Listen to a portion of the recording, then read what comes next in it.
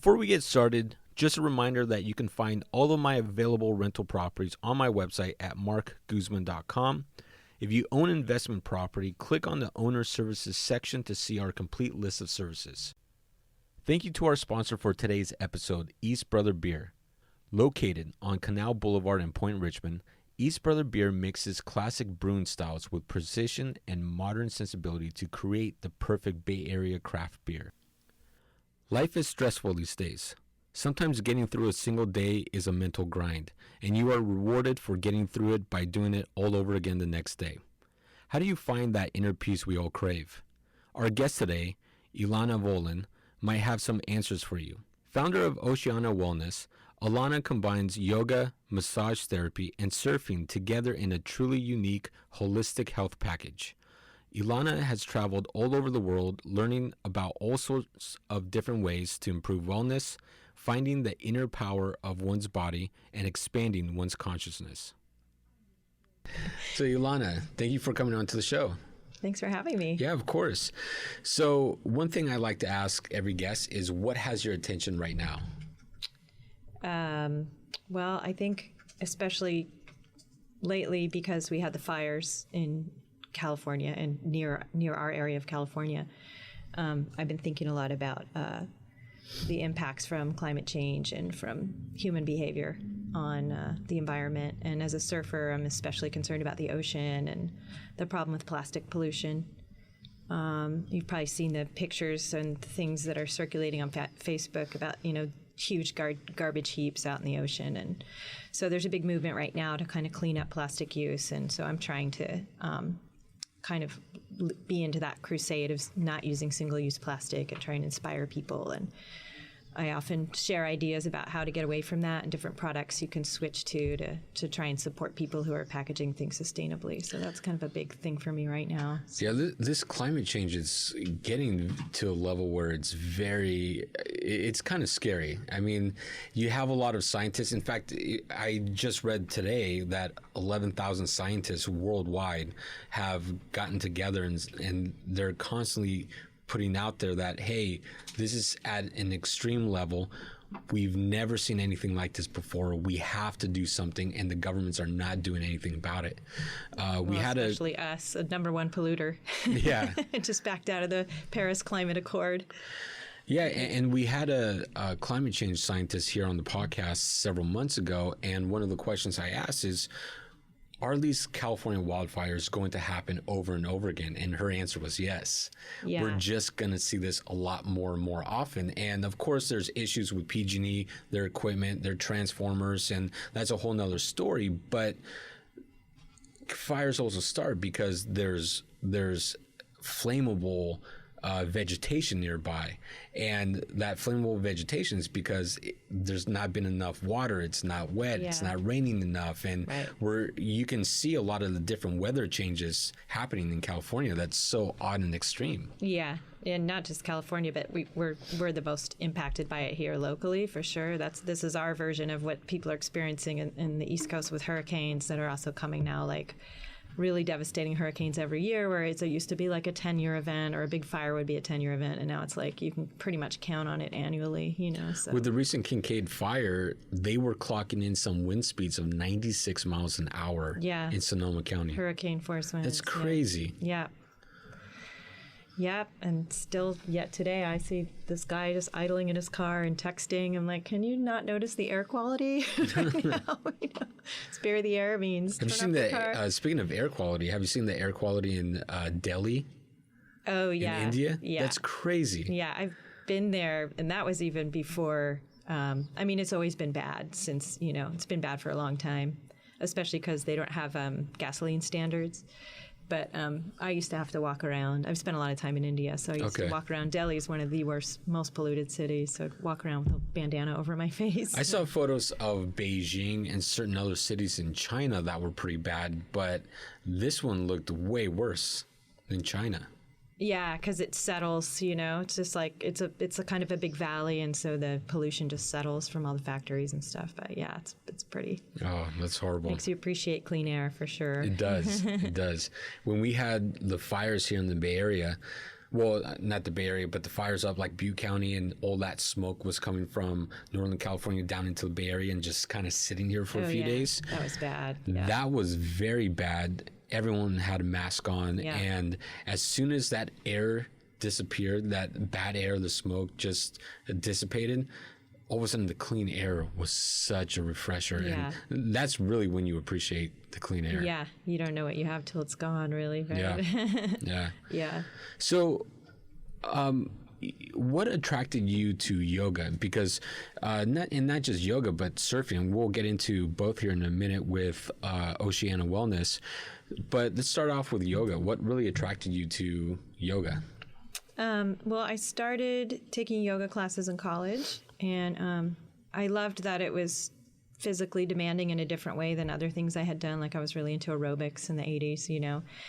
And this was demanding, but really in a different way. And it also, I just noticed it kind of sparking something else in me, like a spiritual curiosity and this sense of being connected more to myself, my body, and something greater as well. So it just kind of awakened a kind of a deeper sense of, you know, existence. And so it was, you know, it wasn't just physical, but it also kind of like melded into the mental, spiritual realms. And so I really liked that about it. You know, I felt like it was kind of an all-embodying kind of practice. And I had a great teacher who I still think is one of my best teachers. So that kept me coming back again and again. And well, yoga can be very challenging too. Oh, absolutely. In fact, a lot of people think that it's not. I've worked with a lot of athletes, like guys who are really big and strong and do a lot of lifting, and they're like, oh my God, that was the hardest thing I've ever done, because they're not used to holding something and staying still with it. You know, it's a whole different thing to kind of hold something and really try and keep things aligned and keep conscious of how everything's working. And it can be tiring in a different way, in a mental way, more than, you know, because the idea is you're not really supposed to space out while you're doing it. Whereas when you're lifting, you can kind of space out. Yeah, for sure. Yeah, lifting weights can be very meditative. Yeah, also. Yeah. Yeah. Yeah, and for a lot of bodybuilders, it's recommended for them to do yoga because it helps them stretch out, especially their hips for squats, and their arms for different rotations or different lifts. Yeah, that's what I think, is people do a lot of strengthening, but you got to lengthen. So I'd say strengthen and lengthen, not just strengthen, because things just get kind of boxed up and tight, and so you have to make sure you're keeping the muscle tissue pliable too. So yoga's really good complement for lifting, you know. Yeah, and I think yoga is becoming even more popular in the Olympic weightlifting world. You start seeing, that right? Yeah. Yeah, because historically, Olympic weightlifters, you saw them doing a lot of the same lifts like when they're training for practice, but then little by little, you started to see a trend maybe about 8 years ago of Olympic weightlifters starting to do bodybuilding style workouts, certain HIIT training, or even yoga. And they started to discover they're able to get more gains. They're able to lift more. They're able to power through some of the moves a lot faster, a lot stronger. Right, and prevent injury. Yeah. So a lot of coaches are kind of getting hip to the fact that yoga's preventative, and you know that it helps also with lowering the injury factor, but also helps like the gains, like you said. It makes a performance stronger. You know. Yeah. Yeah. So surfing. Big surfer, surfing. Right? I do love to surf. I mean, I wish I could do it every day, but you know, life intervenes. But yeah, I also started surfing in college, which was great. So yoga and surfing, because I went to UC Santa Cruz, and it's a very surf-oriented town. So I started taking classes. I actually took like classes for a few semesters to go surfing. And then I wish I could say that I stayed with it after college, but I actually traveled a lot after college, and I studied yoga in India, and I went places that took me away from surf. And I actually I was teaching scuba diving for a while, so I was more under the water than on top of the water. Mm-hmm. And then I came back to it. I moved to Hawaii in the early part of the millennium and kind of got reacquainted with the sport and the lifestyle of surfing, and said, oh yeah, this is what I'd rather be doing as much as possible. So any good places to surf here in the Bay Area? Oh yeah. I mean, gosh, you know, tons of them. It's just about finding the right common, the hard thing, it's not like, oh, the snow fell and we have this much snow and the mountain's open. It's like, what's the wind doing? What's the tide doing? What's direction the swell coming from? How bad's the traffic going to be to get there? So there's so many factors you have to think about. But Santa Cruz is absolutely world class. That's a surf town through and through. It's just full of really world class breaks. It's really like the Orange County of Northern California. And then even Ocean Beach is world class on a good day. It's often like sloshy and windy, and it's a difficult place to surf because there's tons of current, and it's actually really big and heavy. It's reef breaks, beach breaks, reef breaks. So it's really excellent. Like they actually do sometimes surf competitions there. This time of year is the best time of year because you start getting really clean conditions, and then you start getting the winter swells coming. And then Mavericks is very famous, of course, for being the big wave break. But yeah, all the way up the coast, people surf in Humboldt County, Mendocino County. California is just, from top to tail. It's here in California and Costa Rica are great places for surfing. Costa Rica's awesome too. Do you ever surf in Costa Rica? I have, actually. I have a little piece of land down there. So. Oh, nice. It's not near the ocean, unfortunately. It's a town that nobody knows of called Orotina. Okay. Used to be like a gold mining town. So it's on a beautiful river called the Machuca. So oro means gold in Spanish. So Orotina, it's like little gold. It's about an hour from a good surf break. But, and I don't get down there that often. Right now it's just a piece of jungle, but slowly, that's my retirement plan. Yeah. Is to build a house there someday and then eventually maybe get a little surf shack on the beach somewhere. But Costa Rica's got surf on both coasts, better on the West Coast, I would say. But both Caribbean side and Pacific side have surf all the way. Yeah, the Caribbean side is full of beaches with lots of rocks. So you can still get good waves there? Oh, yeah.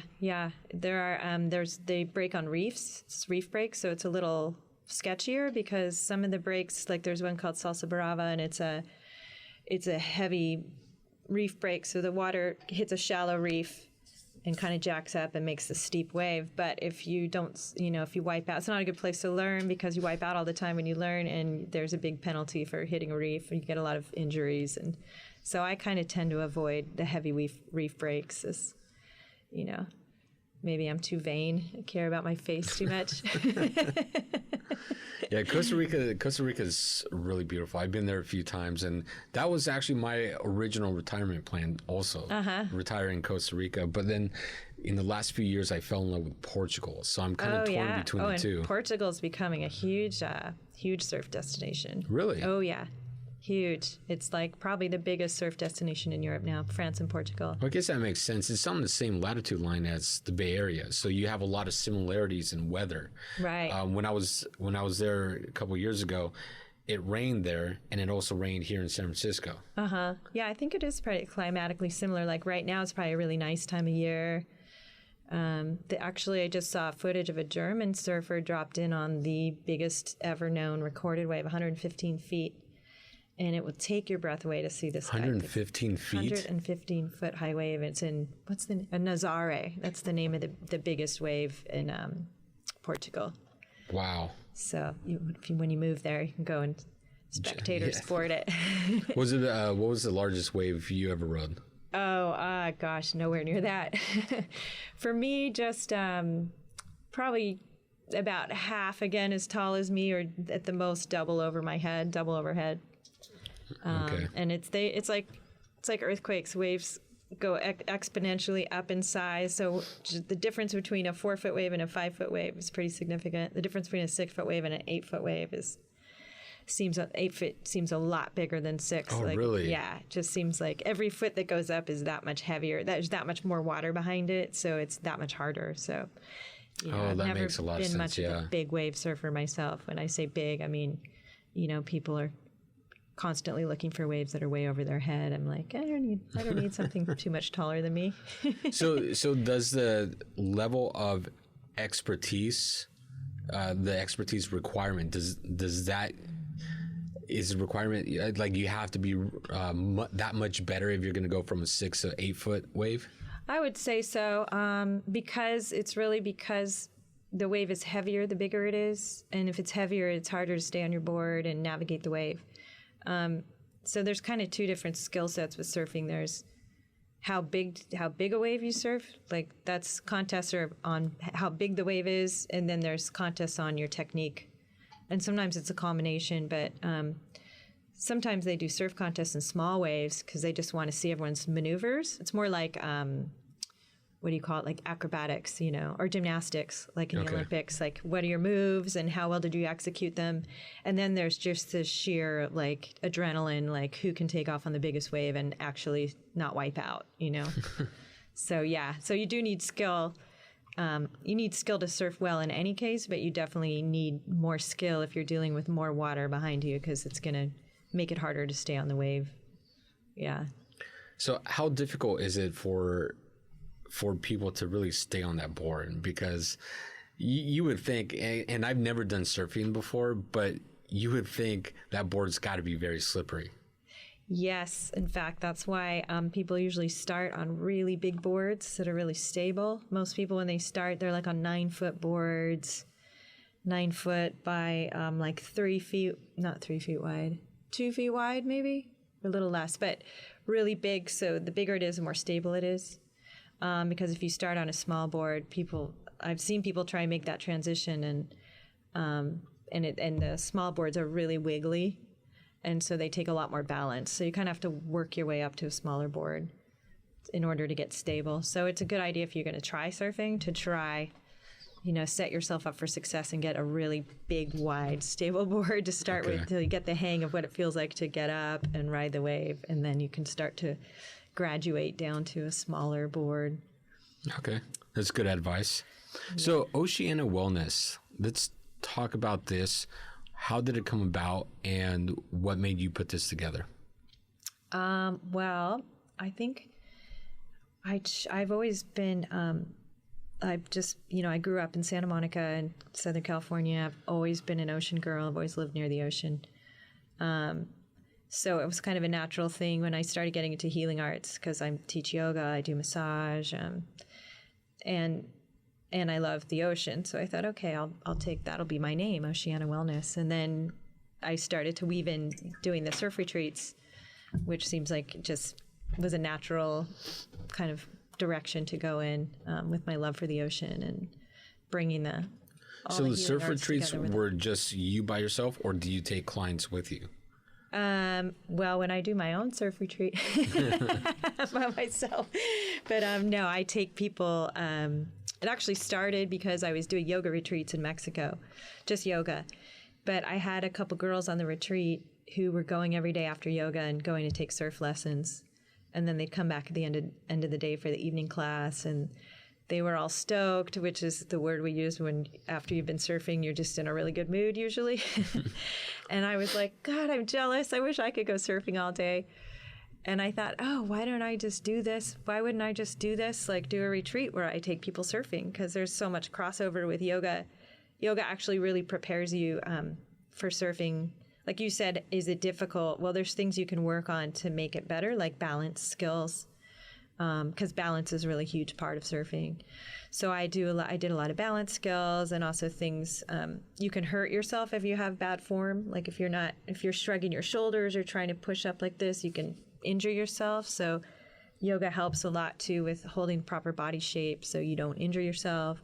So I realized like, wow, it goes together so well. They're like completely linked. Plus with yoga, you're really trying to be, very mindful and very in the moment because it's a spiritual practice. And really surfing is also, to me, a spiritual practice of being in the moment, because if you're not in the moment and you're not present, you'll wipe out. It's just really hard to, you have to be so aware of everything you're doing. Otherwise, you just won't, that's another quick way to not surf, not be able to surf is not paying attention. So in that way, too, they felt like they were very consistent practices, being very focused and in the moment. So yeah, that's kind of how they came together. Okay. So you started doing the surfing retreats, and so to this day you still do surfing retreats and taking clients and people with you?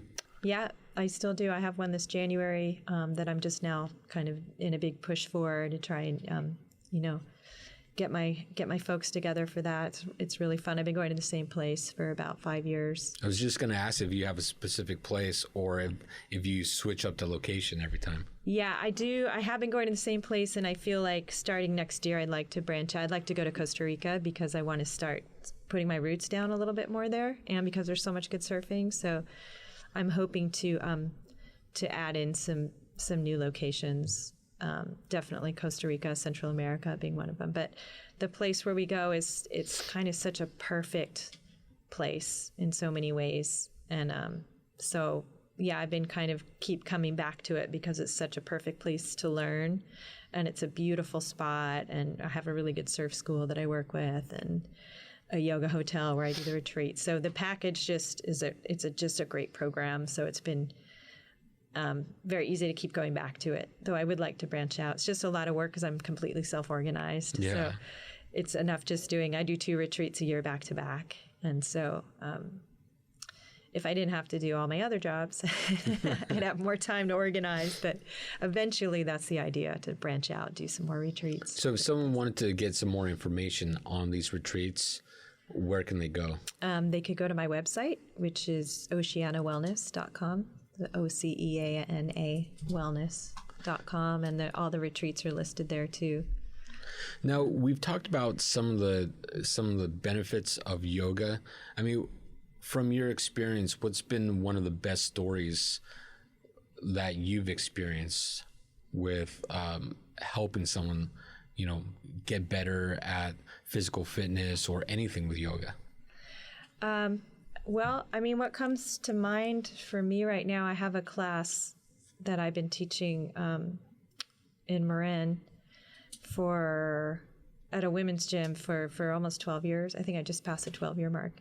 And some of the women have been with me the whole time, and quite a few of them, probably a half a dozen, are over the age of 80, and they're still on the floor doing the yoga with all of us. And my main goal with teaching is to keep people safe, in addition to, getting them to be stronger and more flexible and more peaceful. I want to make sure everyone's safe because I hear too many times people get injured doing yoga. And so having the right guidance is very important, because you can injure yourself like in any physical activity.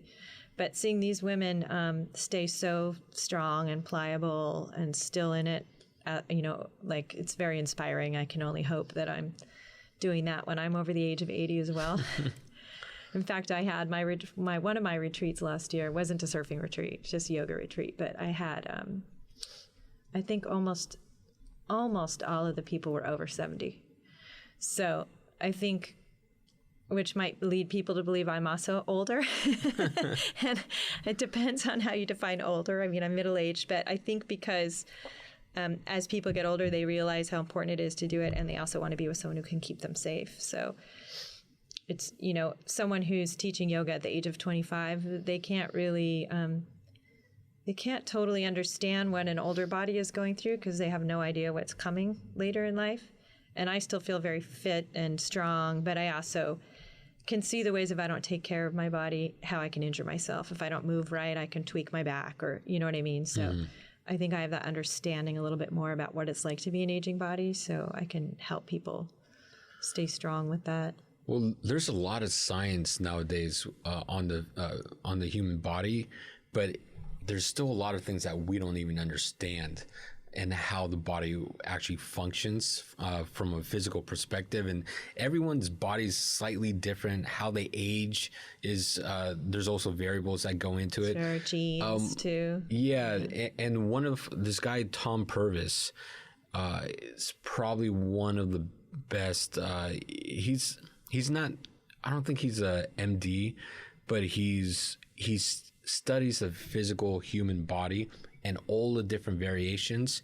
And he's put together, and he's ran this institute for probably 20 plus years on getting people certified in proper physical training. And it's very amazing. I ended up buying some of his videos a few years back and just seeing how the proportions of your lower leg to the upper leg and how you bend and squat and how that affects really the actual weight you can lift. And one of the things he was pointing out in his videos is that you have a lot of trainers that will tell people, well, just go ahead and squat, put the bar on, put on some weight, and let's squat, and we'll just keep pushing you to do more squats. But he was showing through a lot of his models of how certain variations in just the length of your bone makes it physically impossible sometimes to squat so much weight. Yeah.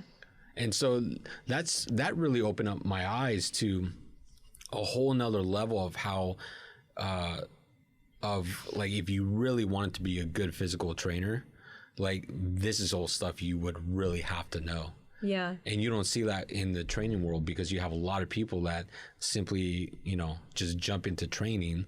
Right. And I want to say maybe 20-30% of all physical trainers out there have no certification. Right. They just know they have a passion for it. So maybe they just kind of do this formula, but you can't do a formula because every body is different. And it's the same with yoga, actually. And people compare themselves a lot in yoga to that person can touch their toes, and you can't, because like you said, everything's like your ratio of your limbs to your torso might be different. Your ligaments might be shorter than that person. So it doesn't mean, like, pushing yourself isn't necessarily going to get you there, because your body has its own like blueprint. You know what I mean? That you were born with and you may never be able to change. So I try and tell that to people, like, you can't compare yourself to somebody else because you've got what you're dealing with, your genes and your, however you're built. That doesn't necessarily mean you're going to be able to ever do that pose, So if you push yourself to do it, you might hurt yourself, So you work towards it, or you do variations of it without pushing, So I think that's a really important thing for people to know. And that's something you actively have to watch people as you're doing sessions, right? Yeah, absolutely. If I see them kind of, I do a lot of verbal cues to help people know, like, if you bend your knee in a certain way that's not congruent with how your foot's turned, you're putting pressure on your knee. So I'll say, make sure you align your knee with your toes. But some people don't take in learning that way, so they actually need me to go and say, okay, you see how your knee is, let's turn it this way, So yeah, it's a combination. Everyone learns differently, so you kind of have to be watchful and give the verbal cues, and also make sure people are actually listening to them. Yeah, even the flexibility of your ankles can determine if you can do a pose or not. Oh, yeah. Yeah, for sure. I mean, because I broke both my ankles actually in high school. So I have scar tissue. I have limited mobility in one of my ankles. So certain things I won't be able to do because of that. And so you just have to learn to work with, a lot of injuries you can heal from and overcome. But, if your bones are cemented in a certain way, you're not necessarily going to change that. So you just have to work with what you have, Yeah. Now, you have a love for the ocean. I do. Yeah, so let's get into it. Why do you have such a huge love for the ocean besides surfing? What's your passion here with? I mean, we were talking about the plastic, right? Yeah. And in fact, speaking of that, there's a very interesting science group where they were building this massive. It's a device that's able to scoop out plastic. Yeah. And it's able to kind of, I guess, hold it until another, boat comes and retrieves it. Yeah, they're like, it's like a micro sieve, or some ways that they're able to filter out a lot of these little bitty plastics that are creating the big garbage gyres, which is great. And then they can actually, I think they even do something with the plastic. Like they figured out a way to turn it back into something else, or I'm not sure, but I know just recently there's always been people working on it, but it just seemed like recently there was this new development that came about that seemed really hopeful about getting some of the microplastics out of the water. Yeah, and that's definitely a big deal. I mean that there's like an island in the middle of the ocean of plastic that's like the size of Texas. Yeah, something like that. Something crazy. The Great Garbage Patch, they call it. That's what it's called. Yeah, it's for real. It's a real phenomenon, and that's part of why, like, it may not seem like a lot for one person to say, I don't want that straw, but there's a movement coming, and, kind of play on words, but it's a sea change. It's like people are realizing, like, do I need that? Like, maybe we could do without that. And if enough people go without it and stop using straws, for instance, like a lot of places are actually changing to paper straws, or they're not handing out straws unless you ask. The place I go in Mexico for my retreats completely stopped serving straws. Like, they banned plastic straws in the town, which is amazing because, everyone's drinking margaritas, but people just get used to it. And so it's pretty cool if enough people, that's like town full of surfers. The surfers are in the water looking at the garbage, so it really hits home. So a lot of that, the no plastics movement is coming from ocean lovers who are like, I can't stand looking at plastic anymore, just floating around the ocean, knowing that turtles eat it and that it's really interrupting the ecosystem. Yeah, I was disappointed last time I went to Costa Rica, to the town of Jaco. Oh, yeah. Yeah, because the first time I went to that town, it was gorgeous, beautiful. It was a surfer town. You had a lot of surfers riding waves, the nice beach. You have the town, great food. But then last time I went there, and this was probably, it's been now 6 or 7 years since I last went back. But I went there and just a ton of garbage on the beach. It was sad to see. Yeah, it is sad to see. I would hope by now, it's been another 8 years because actually Costa Rica says they're banning single-use plastic. They're trying to ban it by like 2020, I think, which is pretty ambitious. I don't know if I'll believe it when I see it, but Costa Rica's trying to kind of be a model of, sustainability in the region. So they've just said that they're banning single-use plastic, which is funny because when you go to the restaurants, all the spoons and knives, they come in plastic, like a plastic little sack. There's the only country that does it, but every soda, which is the restaurants that serve the typical Costa Rican food, they all do that. They put it's kind of to show it's sanitary. Yeah. But it's like kind of the dumbest thing ever. And I was like, okay, I'll believe it when I see it. They're banning plastic because they have to get over that one very basic habit of like putting all their silverware in plastic sacks, you know. But they're trying. Jaco is actually I'm about half an hour from Jaco. Oh, nice. Yeah. Nice. Pretty close by. Yeah. And now I guess they have casinos there. They do have, I think they do have casinos. I haven't been to one. They had one big casino they were building and they ran out of money midstream. So it just looks like this skeleton of a high rise that they just ran out of money. It's kind of dilapidated and falling apart. I'm like, they should just kick that thing down and do something else with it. But so what do you think us as society need to know about the ocean, and what's that message there with Oceana Wellness? Well, I feel like humanity's only as well as our oceans are going to be, because we're 70%, the earth is 70% ocean. And it's kind of a mirror to us because we're actually 70% ocean. Human body is 70% water, salt water.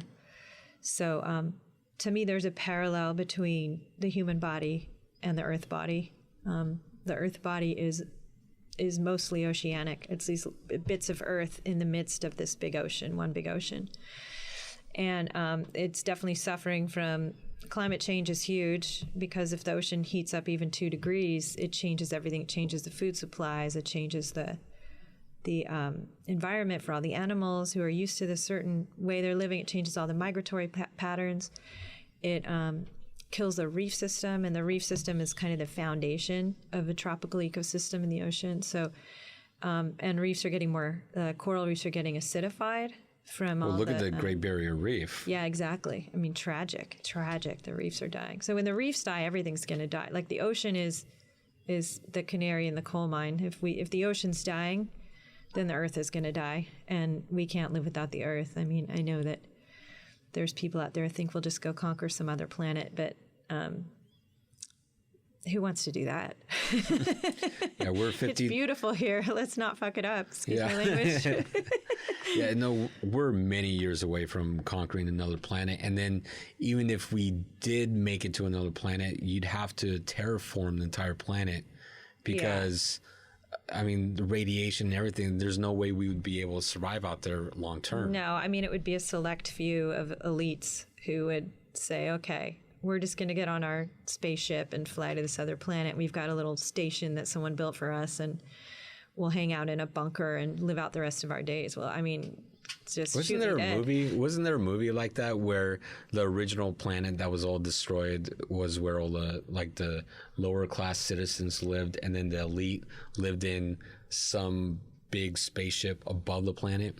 There's a movie that came out like a year or two ago. Oh, was it recent? I know. Wasn't there one about, what was the water one that Kevin Costner won that was a big fail? I forget, but Waterworld? Oh, Waterworld? Yeah.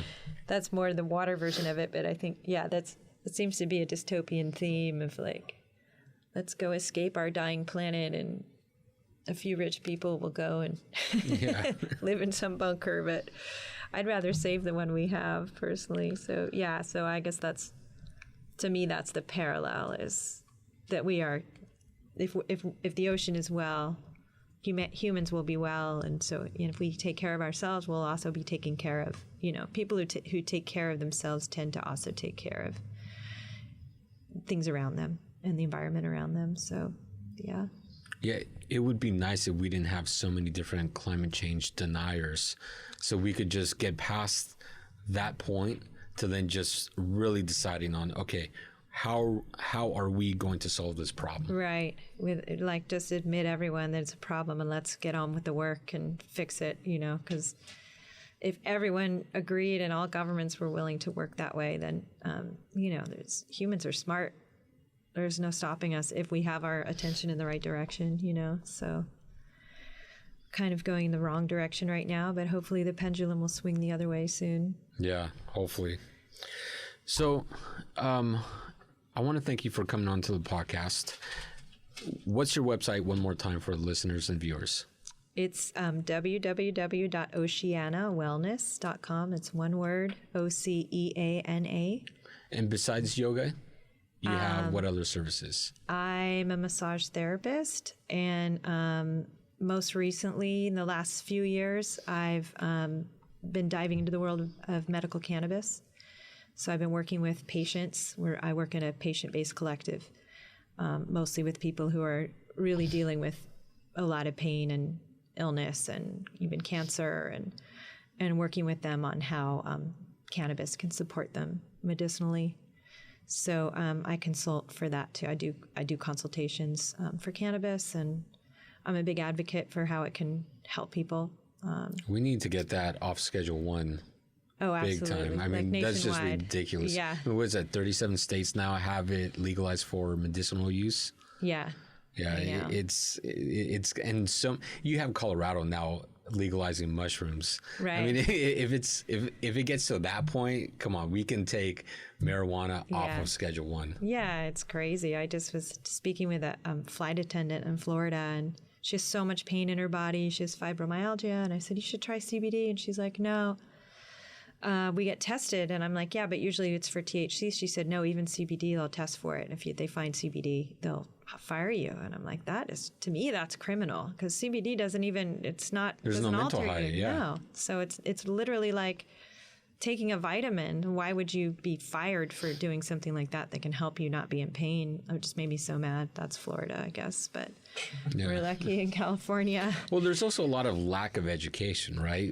I mean, if people just hear cannabis or weed or marijuana, you have a lot of people that may not, in their head, they start thinking, oh, it's smoking, it's stinky, and I know someone who does that, and they're like a 16-year-old mess up kid, right? In their head, they've already have this idea of what this smoker or a user of marijuana would be. Right. And that's not the case, because it's got a stigma, but it's actually quickly.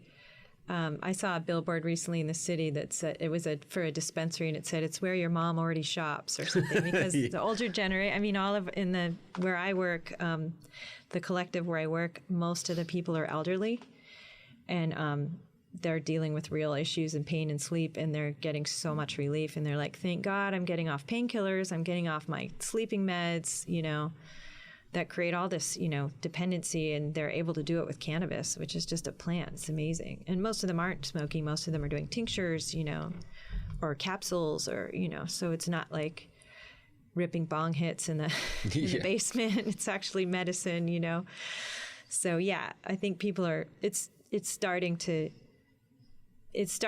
take hold. At least, we're in California, so we live in kind of a bubble, but there's people all over the country that realize, wow, this is actually helping people, and now they're starting to get patents on a lot of the medicine. But yeah. Yeah, I'm a property manager, and I have some clients that are out of the country or out of state, and they don't understand it. Right. They're like, how does California even allow this? And well, there's a lot of other ways that you can consume marijuana besides just smoking it. And there's a lot of people that it's funny to see with the trend of the younger generation going away from smoking. They're even going away from alcohol too, because they realize a lot of the negative effects of smoking. This just smoke in your lungs. You're not supposed to have smoke in your lungs, right? And then the alcohol and just the amount of abuse in alcohol, too much alcohol, what it does to your body physically, what it can do to your liver, the side effects. And so you're seeing a lot of the younger generation saying, we're cool with marijuana, but let's just eat it. It's right. Edible. And they're dosing it as if it's like vitamins, supplements. And then, of course, you've got CBD, and you have 22 other components in marijuana that you can extract. And there's a lot of different benefits in all these different components. Yeah, they're learning each one has its own properties, and some of them can lower blood sugar. And so they're looking into diabetes research with THCV and stuff. So yeah, it's a pretty exciting field to be coming into right now. Yeah. So yeah, that's also, I talk a little bit about that on my website. And I'm also a musician. So oh, nice. What do you play? I play guitar and I sing. Oh, nice. Write songs, and yeah, so that's a little side thing I do is play here and there. Yeah. Doesn't pay the bills though. Well, I want to thank you for coming on the podcast. I wish you the best with Oceana Wellness. Thanks and to a future retreat. So for anyone that is interested in checking out Oceana Wellness, go to the website and make sure to, especially if you're interested in the surfing and yoga retreat, you said it's January coming up, right? Yeah, January 20th through 26th. Perfect. And if you mention the podcast, then I'll give you an extra $100 off. Nice. So listen to that. If you mention the podcast, $100 off the surfing yoga retreat experience, and that will be in Mexico? Sayulita, Mexico. Perfect. January 2020. Great. Yeah. Well, again, thank you for coming on to the podcast. All right. Thanks for having me, Marc. Thank you so much for listening to the podcast. Thank you to our producer, Sam Lubin. Please subscribe, like, comment, and share the podcast. Remember, you can listen to the podcast on iTunes, Podbean, iHeartRadio, Google Play, SoundCloud, and anywhere else you listen to podcasts. For more information on my business as a property manager and real estate team, go visit my website at marcguzman.com. I really want to thank all of you for listening. It means the world to me, and I hope today's episode provides you value in your day-to-day life. I created this podcast to help showcase the many great people that live in this world and help share some knowledge that I've learned along the way in life. Again, thank you for listening. Check out our sponsors, and I'll catch you on the next episode.